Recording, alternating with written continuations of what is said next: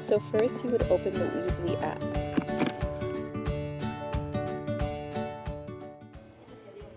Once you open the Weebly app, make sure you log in, and your username is going to be the first initial, the middle initial, and your last name, and the year you graduate.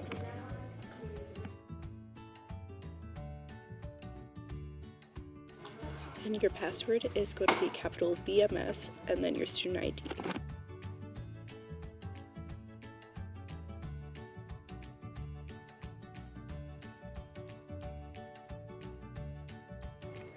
Once you're in Weebly, you're going to press website and then edit site.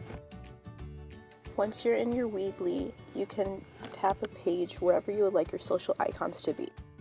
Now you are going to press the plus button and scroll down till you see the social icons.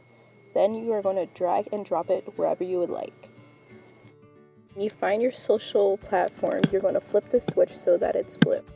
Then put in the information that's needed. For example, your email needed your email address. Make sure that the social icon switch is blue. Then press done when you're finished. You can add as many social icons as you desire. Then if you like to reorder the order that it's in, press reorder, then drag and drop wherever you would like the order to be in. Then press out in the darker area.